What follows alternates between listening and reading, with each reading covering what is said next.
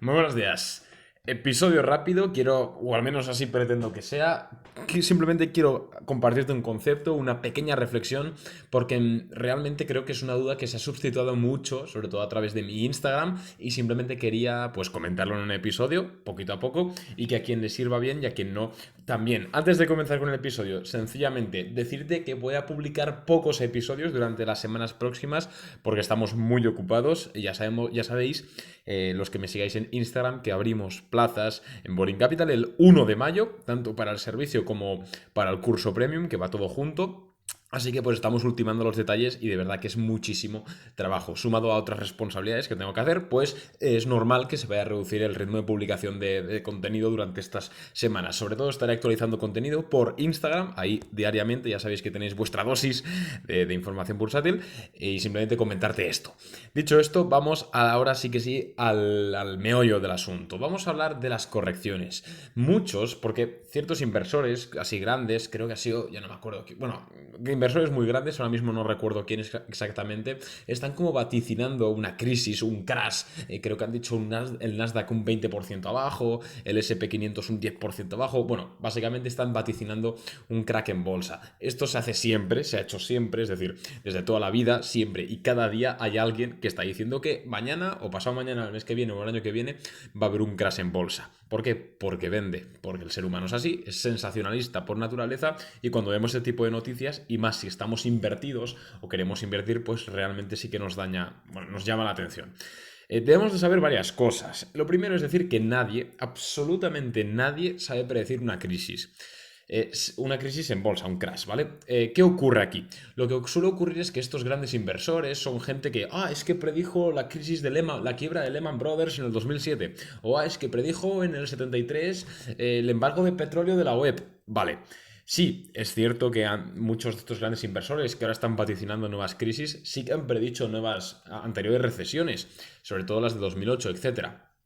Pero es que tenéis que mirar un poquito más allá y ver todas las declaraciones que han hecho a lo largo de su vida. A lo mejor sí es cierto que vaticinaron correctamente la crisis de 2008, sí, y el crash bursátil, vale, es posible, pero es que quizás lo que tú no ves o lo que no te cuentan es que ese mismo tío, ese mismo inversor, que por muy profesional que sea y por mucho dinero que haya ganado, es humano y a lo mejor acertó una predicción, pero realizó cinco. Es decir, a lo mejor dijo que en el año 2018 con el conflicto de China y Estados Unidos, pues que iba a haber un crash enorme y no lo hubo. O que en 2019 también iba a haber una crisis de deuda y no la hubo. O que en 2013 iba a haber otro crash y no lo hubo. Es decir, hay que tener en cuenta que esta gente que supuestamente ha acertado a unos cracks anteriores, pues normalmente también han intentado vaticinar muchos que no les ha salido bien. Lo que pasa que, claro, cuando aciertas, pues eso es súper mediático. Por eso es un error que se suele incurrir y muchos me preguntáis por Instagram.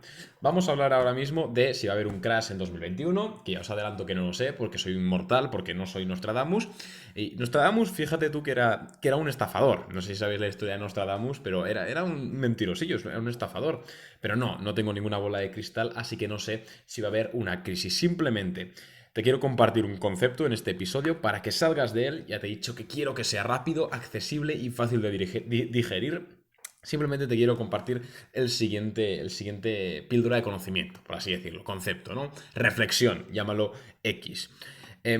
Siempre va a haber una crisis. Es decir que se avecina una crisis es acertar 100%. ¿Por qué? Porque siempre va a haber una crisis. Si tú no dices fecha, coño, tu predicción se va a cumplir sí o sí, porque siempre hay un ajuste en el mercado, siempre, sea por lo que sea por una pandemia, sea por una crisis de deuda, sea por una quiebra de un banco, etcétera. Siempre hay una crisis. Entonces, eso es algo que tenemos que saber y es un riesgo el cual asumimos cada vez que nosotros entramos en el mercado.